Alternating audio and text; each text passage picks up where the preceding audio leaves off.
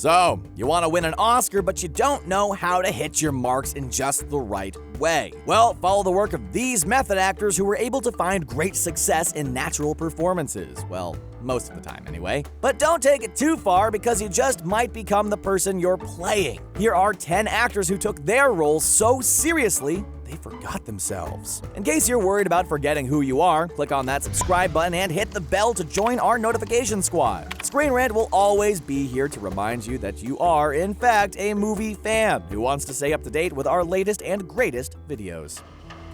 Daniel Day-Lewis, Everything. Okay, maybe this one's an exaggeration, but it seems like Daniel Day-Lewis loses himself in every single role. It's a crime that we don't stop the video right here, but the show must go on. Anyway, Mr. Day-Lewis took commitment to the next level when he decided to live on the village set of the Crucible. He survived without running water or modern bathrooms and constructed his own 1600s-style home. And for the last of the Mohicans, he actually built his own canoe. He refused to build his own modern jacket for gangs of New York, though, and he ended up getting pneumonia because of it.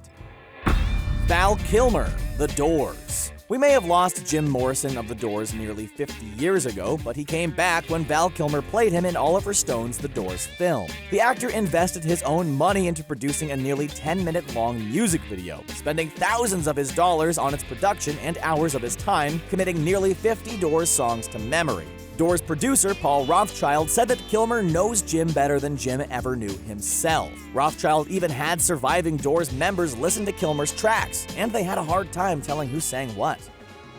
Gene Hackman, The French Connection. Thankfully, Hackman didn't lose himself in the role of Lex Luthor and didn't aim hijacked nuclear bombs at the San Andreas Fault and Hackensack, New Jersey. That said, the guy took the law into his own hands when he played Popeye Doyle in the Oscar-winning film The French Connection. Hackman, who actually ended up driving the car during the movie's famous police chase, also went on patrol with real-life officers, Eddie Egan and Sonny Grasso. During a patrol, he got carried away and actually helped the men detain a suspect. Well, illegally. Luckily for Hackman, no charges were filed.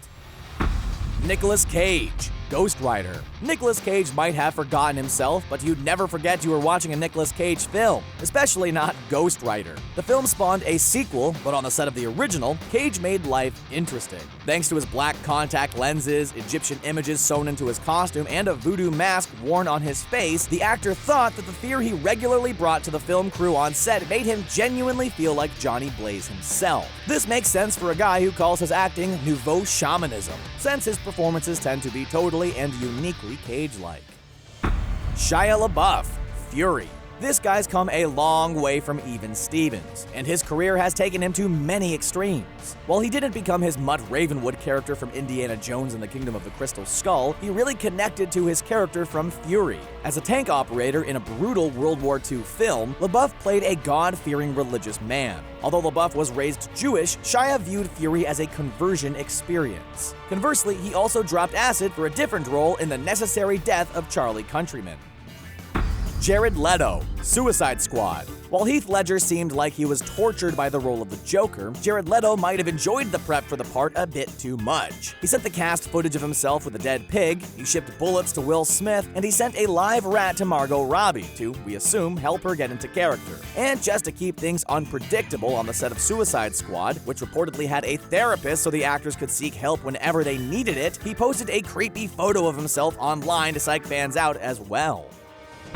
Robert De Niro, Cape Fear. Speaking of psycho performances, Robert De Niro took things to the next level in Cape Fear, even though some of the extremes he went to were a joke. First, he had tattoos etched onto his skin using vegetable dye. With a long amount of fading time, De Niro's tattoos stuck with him for weeks and months after filming, meaning that the character stayed with him long after filming as well. Apparently, he would leave Max Cady-style voicemails for director Martin Scorsese, just to creep him out. He also had a dentist scrape his teeth down just to keep things extra weird. Johnny Depp, Fear and Loathing in Las Vegas. Fear and Loathing in Las Vegas is a tour de force where Johnny Depp is concerned. The guy became Hunter S. Thompson, but in order to do this, he basically went full face-off, short of actually swapping faces with Thompson himself. Depp lived in the actual Hunter S. Thompson's basement. He interviewed Thompson, smoked, drank, and followed the same insane 5 p.m. to 9 p.m. sleeping schedule. When Terry Gilliam needed Depp on set to start filming, Depp drove Thompson's car and arrived wearing Thompson's actual dirty clothes and a haircut given by Thompson himself. Joaquin Phoenix, I'm Still Here. Joaquin Phoenix became a different person himself as part of a stunt for a faked autobiographical film in which Phoenix pursued a career as a hip-hop artist. He became combative, gave unique public appearances, and claimed to be quitting acting. Once I'm Still Here was released, the mixed reaction and the personal toll the film took on his life caused him to actually take a break from acting. So, was this a case of art imitating life or life imitating art? Since the film, Phoenix has been back in the spotlight and will next appear as the Joker. Hopefully, he's been taking some tips from Jared Leto. Jim Carrey, Man on the Moon. During filming for Man on the Moon, Jim Carrey didn't become Andy Kaufman. Andy Kaufman became Jim Carrey. It was like the deceased actor possessed Jim Carrey night and day for 24 hours straight. He would prank his co-stars, including Andy's real-life friends and Carrey's co-star Paul Giamatti. And he would appear as Andy Kaufman's alter ego, Tony Clifton, as well. In a write-up by Entertainment Weekly, it was confirmed that something like 200 hours of footage of Jim as Andy. Luckily, much of it was compiled into the documentary called Jim and Andy. We may love to watch them, but can you imagine what it's like to be around them, even if they're playing someone great? Well, which actor stories do you remember that might illuminate us? Let us know in the comments section below. And if you want to stay up to date on everything in old and new Hollywood. So don't forget who you are and stay tuned to ScreenRant for more crazy videos just like this one. See you next time.